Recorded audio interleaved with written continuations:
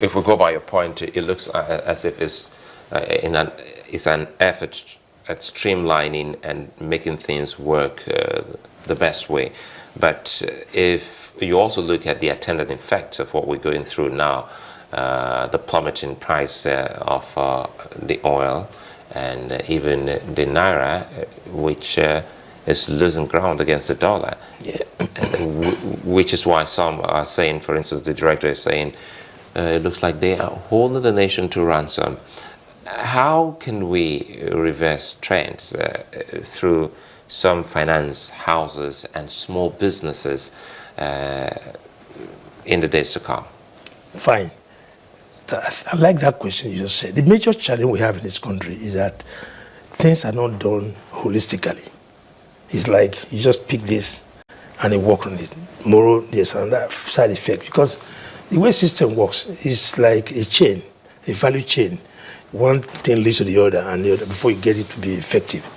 But by the time you start picking one and the other, and then it becomes a problem. So the issue here is that, yes, CBN recently came up with regulations of finance houses, which has been put in new regulations on to show where they should play. And it's quite interesting that they did a lot of work. I must commend them.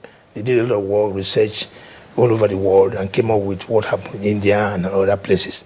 That's quite encouraging. And they came up with new areas of operation, which I think will actually brighten the scope of that subsector. You want to share a bit with us? Sure. I think it's something we need to share.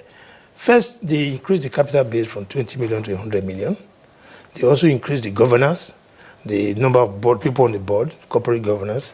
They also put in place a lot of systems to be able to check abuses of ownership and stuff like that. Then they came out with increased scope of activities, which is quite interesting. They created a lot of equipment leasing, finance leasing, which has now been regulated in favor of finance companies. So instead of dealing with leasing companies who do not have license of finance, CBN, they believe you need to have a license because they want to regulate what goes on in finance leasing. They also created some industry support initiative. These intervention funds for SME, those are the purview for finance houses. Like you rightly said, those are areas where we need to help the small businesses. There are a lot of small businesses who do not even know where to go and do not even know that those things exist.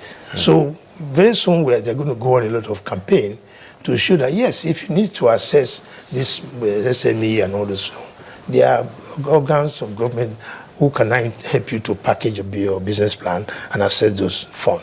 Finance houses have now been given that responsibility. Mr. Since you brought in the issue of finance houses and helping small businesses, yes, there's this news making the rounds about a 15-hour stamp duty on every deposit into accounts. How would that help the small businesses?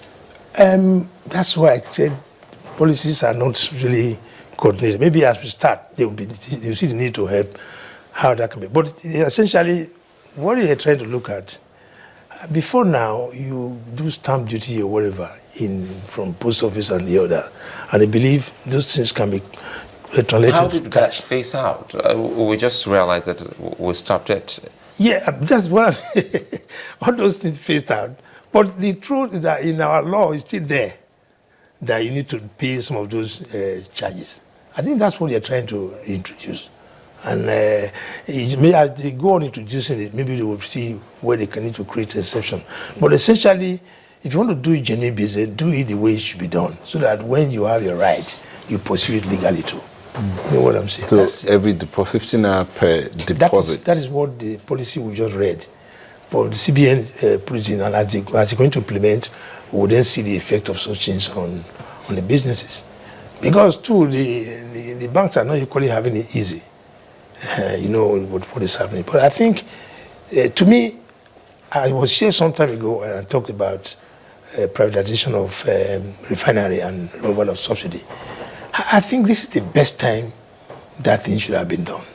And I'm happy they are taking it frontally, because the raw material to process refined product is crude.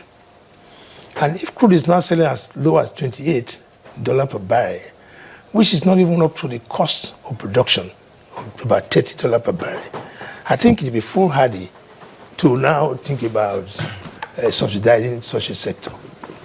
I don't know if you get what I'm saying. Because input, processing, and output. If you input raw material at that low price, what you get is supposed to be a low, as low as it's something that we have.